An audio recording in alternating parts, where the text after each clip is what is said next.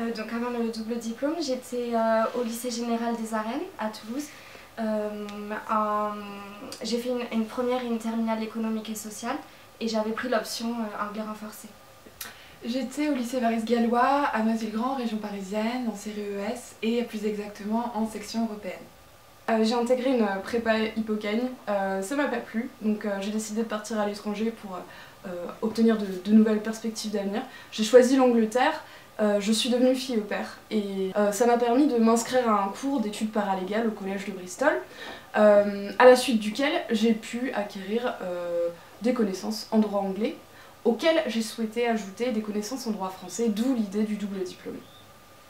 Alors j'étais au lycée des Arènes à Toulouse en série économique et sociale. J'étais au lycée international de Victor Hugo à Colomiers, à Toulouse, et j'ai suivi l'option internationale britannique au bac.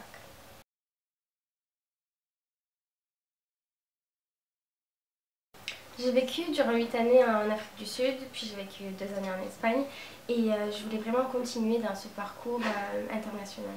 Premièrement, le fait de partir faire la moitié de ses études en Angleterre m'attirait beaucoup parce que j'appréciais beaucoup ce pays déjà auparavant. Et ensuite pour améliorer l'anglais, et je pense qu'au niveau des débouchés, d'avoir une vision sur 2 systèmes juridiques différents et d'avoir 2 diplômes, ça nous permettrait plus tard d'avoir de plus grandes chances de trouver du travail. Parce que je viens d'une famille originaire de l'Asie du Sud-Est. Et de ce fait, j'ai toujours voulu travailler dans une atmosphère internationale.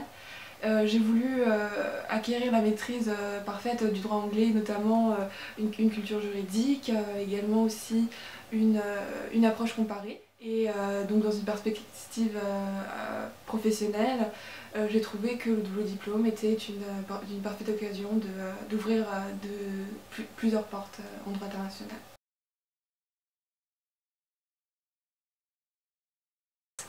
Eh bien, au départ, le premier mois de cours, c'était assez difficile au niveau de la langue, pour la compréhension, et voilà, essayer de suivre pendant les cours, mais la fac, l'Université d'Essex, a un système qui s'appelle Listen Again, qui permet de réécouter les différents cours magistraux quand on est chez nous, donc du coup ça m'a beaucoup aidé, et après un mois, ça allait, j'avais pris mes marques. Le plus difficile à Essex en premier lieu, c'était la distance.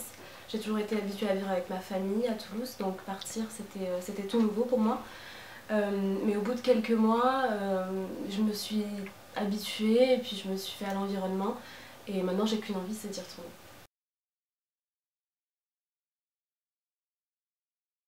Il y a plein de super souvenirs à Essex, parmi eux la cohésion entre les élèves, parce que tout est fait à Essex pour que les élèves aillent à la rencontre les uns des autres, que ce soit au sein du double diplôme ou tout simplement dans les squares de la faculté, à la bibliothèque. Et je retiens également la possibilité de s'inscrire à de nombreuses societies, les clubs, au sein desquels sont proposées plein d'activités.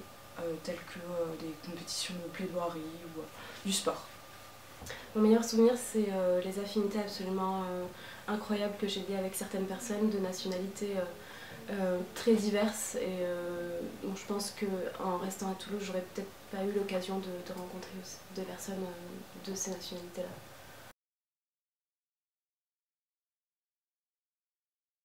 Venant de région parisienne, Toulouse a été une très bonne surprise pour moi. J'ai trouvé que tous les lieux à Toulouse étaient des proximités. Également, c'est une super ville étudiante où il y a plein d'étudiants étrangers. En M2, j'aimerais faire un Master 2 en propriété industrielle, donc je postule en France et aussi en Angleterre.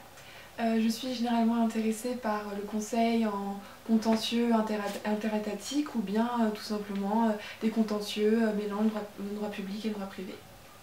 L'année prochaine, j'ai envie d'intégrer un Master 2 en droit international et européen des affaires, et ça me permettrait de déboucher par la suite sur des carrières de solliciteur ou d'arbitre. J'ai hâte d'être à la cérémonie des graduations.